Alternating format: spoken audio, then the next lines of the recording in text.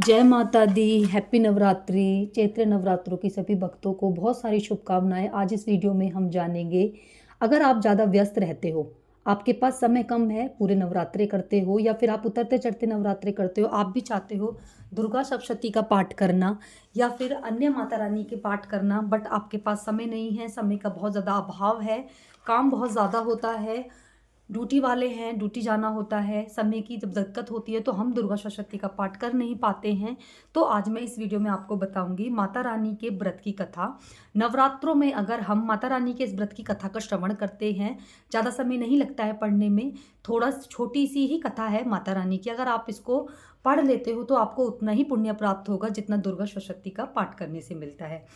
ये पाठ आप चाहे तो सुबह भी कर सकते हो, ये पाठ आप चाहे तो शाम को भी कर सकते हो। अगर आपके 1-2 दिन नवरात्रे के निकल गए हैं तो कोई बात नहीं है, आप जिस दिन से भी आपको समय मिले, दूसरे तीसरे दिन से इसको स्टार्ट कर सकते हो। आप दोनों टाइम भी पढ़ सकते हो, आप चाहे तो एक समय में भी पढ़ सकते हो।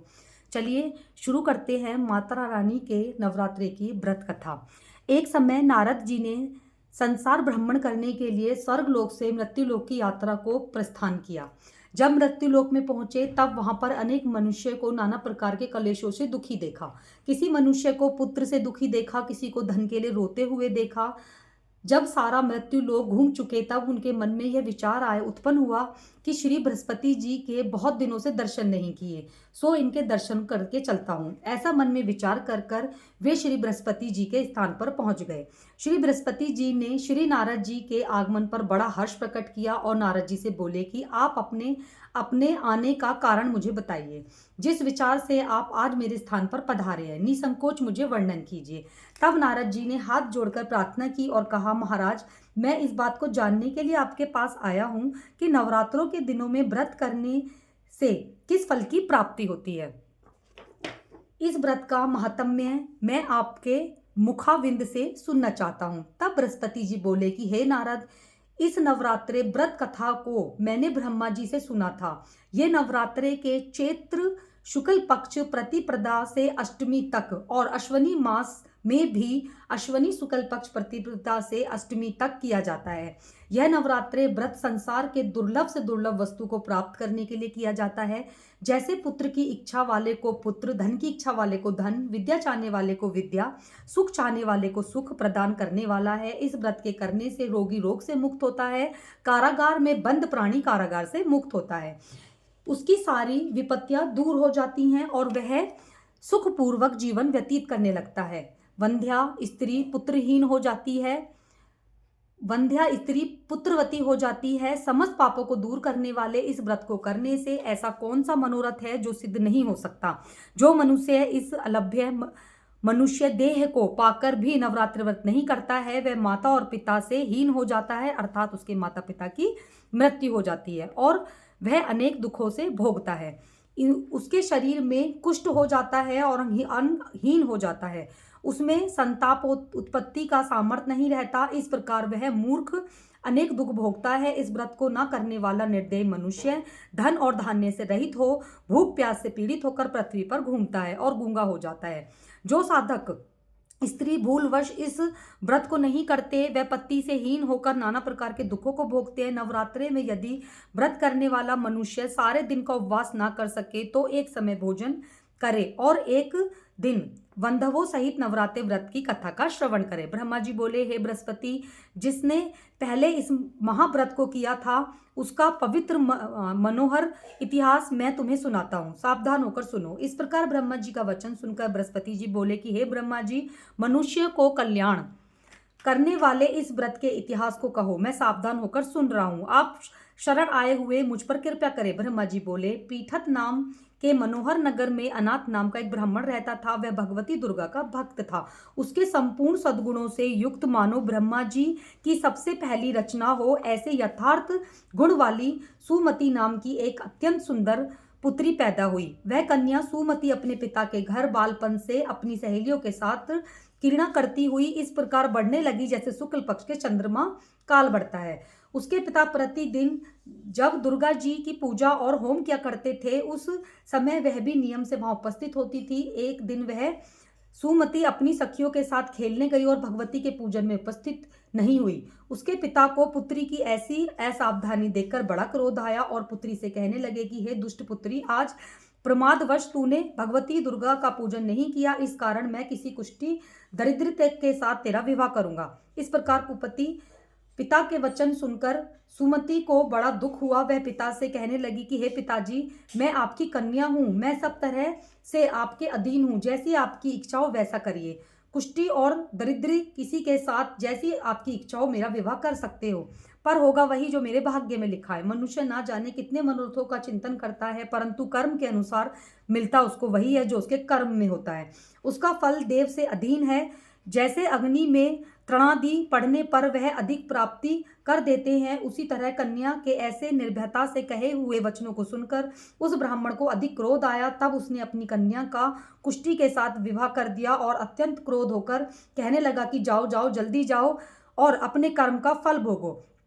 केवल भाग्य के भरोसे रहकर क्या करती है। इस प्रकार से कहे हुए पिता के कटु वचनों को सुनकर वह मन में विचार करने लगी कि ओह, मेरा मेरा बड़ा दुर्भाग्य है जिससे मुझे ऐसा पिता मिला। इस तरह अपने दुख का विचार करती हुई वह सुमति अपने पति के साथ वन में चली गई और भयावने कुश कंठक युक्त तथा उस स्थान पर होने वाले रात में बड़े बड़े कष्ट व्यतीत किए। उस गरीब बालिका की ऐसी दशा देखकर भगवती दुर्गा पूर्व जन्म के पुण्य के प्रभाव से प्रकट होकर सुमति से कहने लगी कि हे दीन ब्राह्मणी, मैं तुझ पर प्रसन्न हूँ, तुम जो यह चाहो वरदान मांग सकती हो, मैं प्रसन्न होकर मनवांछित फल दूंगी। इस प्रकार भगवती दुर्गा के वचन को सुनकर ब्रह्मा जी कहने लगे कि आप कौन हैं जो मुझ पर प्रसन्न हुई हैं, वह सब मुझसे कहो। अपने कृपा कटाक्ष से मुझ दीन दासी को कृतज्ञ करो। ऐसे ब्रह्माणी के वचन सुनकर देवी कहने लगी कि हे, मैं आदि शक्ति हूँ और मैं ही ब्रह्मा विद्या व सरस्वती हूँ। मैं प्रसन्न होने पर प्राणियों के दुख दूर करके उनको सुख प्रदान करती हूँ। हे ब्रह्माणी, मैं तुझ पर पूर्व जन्म से पुण्य के प्रभाव से प्रसन्न हूँ। मैं तुम्हारे पूर्व जन्म का वार्तांत सुनाती हूँ। तू पूर्व जन्म में निषाद भील की स्त्री थी और अति पवित्र थी।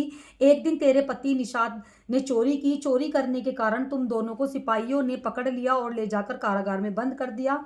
उन लोगों ने तुझको और तेरे पति को भोजन ही नहीं दिया। इस प्रकार नवरात्रि के दिनों में तुमने कुछ न खाया और ना ही जल पिया, इसीलिए 9 दिन तक नवरात्रि का व्रत हो गया। हे ब्राह्मणी, उस दिनों में व्रत हुआ। उस व्रत के प्रभाव से प्रसन्न होकर मैं तुम्हें मनोवांछित वर देती हूँ। तुम्हारी जो इच्छा हो सो मांगो। इस प्रकार दुर्गा जी के कहे हुए वचनों को सुनकर ब्राह्मणी बोली कि यदि आप मुझ पर प्रसन्न हैं तो हे माता दुर्गे, मैं आपको प्रणाम करती हूँ। कृपा कर मेरे पिता के कुष्ठ रोग को दूर करो, मेरे पति के कुष्ठ रोग को दूर करो। देवी कहने लगी कि उन दिनों में जो व्रत था, उस व्रत के एक दिन का पुण्य अपने पति का कुष्ठ दूर होने के लिए मैं तुझे अर्पण करूं।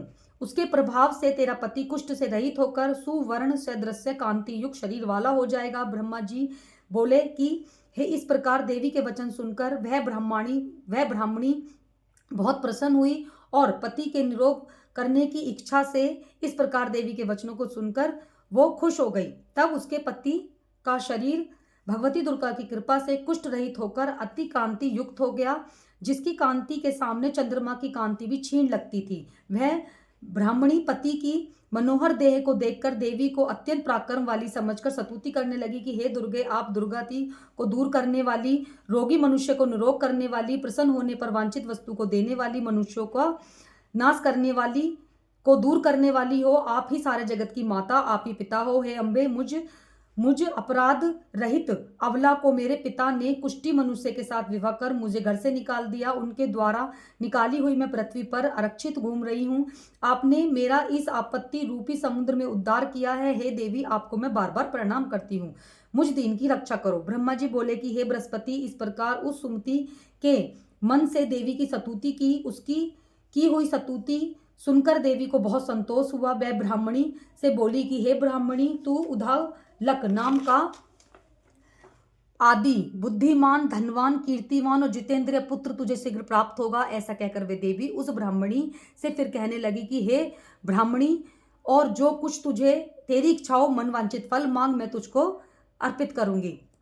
तब ब्राह्मणी बोली कि अगर आप मुझ पे प्रसन्न हैं तो कृपया करके मुझे नवरात्रि व्रत की विधि बताइए। हे दयामयी, जिस विधि से नवरात्रि व्रत करने से आप प्रसन्न होती हो उस विधि एवं उसके फल को मेरे से विस्तार पूर्वक कहो। इस प्रकार ब्राह्मणी के कहे हुए वचनों को सुनकर भगवती दुर्गा बोली कि हे ब्राह्मणी, मैं तुम्हें संपूर्ण पापों को दूर करने वाली नवरात्रि व्रत की विधि बताती हूँ, जिसके सुनने मात्र से अनेकों पापों से छूटकर मोक्ष की प्राप्ति होती है। चैत्र मास अथवा अश्विन मास के शुक्ल पक्ष की प्रतिपदा से 9 दिन तक विधि पूर्वक व्रत करें।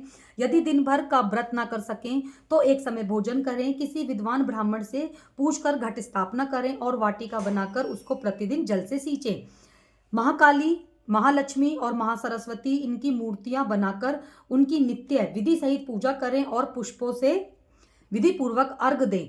बीजारोप के फल से अर्घ देने से रूप की प्राप्ति होती है। जया फल की कीर्ति और दाख से कार्य की सिद्धि होती है। आंवले के सुख व केले के भूषण की प्राप्ति होती है। इस प्रकार फलों के अर्घ देकर यथातिथि हवन करें। खांड, घी, गेहूं, शहद, खीर, जौ, तिल, विलव, नारियल, दाख और कदम इनके हवन करें। गेहूं द्वारा होम करने से लक्ष्मी की प्राप्ति होती है। खीर से मोक्ष मिलता है। चंपा के पुष्पों से धन व पत्तों से तेज और सुख की प्राप्ति होती है। आंवले की कृति व केले से पुत्र हो। कमल से राज सम्मान और दाखों से सुख संपत्ति की प्राप्ति होती है। खांड, घी, नारियल, शहद, जौ और तिल इनसे फलों से होम करने से मनवांछित फल की प्राप्ति होती है। व्रत करने वाला मनुष्य इस विधान से होम पर आचार्य को अत्यंत नम्रता के साथ प्रणाम करे और यज्ञ की सिद्धि के लिए उन्हें दक्षिणा दे। इस महाव्रत से पहले बताई हुई विधि के अनुसार जो कोई करता है उसके सब मनोरथ सिद्ध हो जाते हैं। इसमें तनिक भी संशय नहीं है। इन 9 दिनों में जो कुछ दान किया जाता है उसका करोड़ों गुण फल प्राप्त होता है। हे ब्राह्मणी, इस संपूर्ण कामनाओं को पूर्ण करने के लिए उत्तम व्रत को तीर्थ, मंदिर अथवा घर में ही विधि पूर्वक करना चाहिए।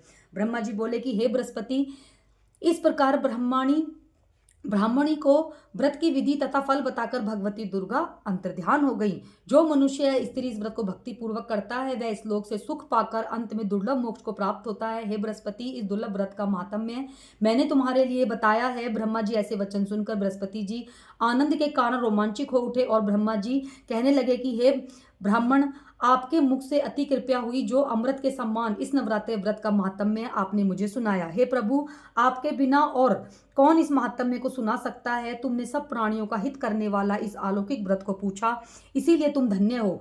यह भगवती महाशक्ति संपूर्ण लोकों का पालन करती है। इस महाभगवती के प्रभाव को कौन जान सका है।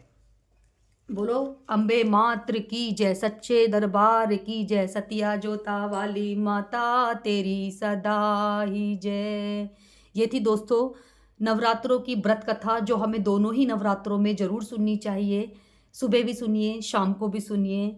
सभी भक्तों पर माता रानी की कृपा बनी रहे। जय माता दी।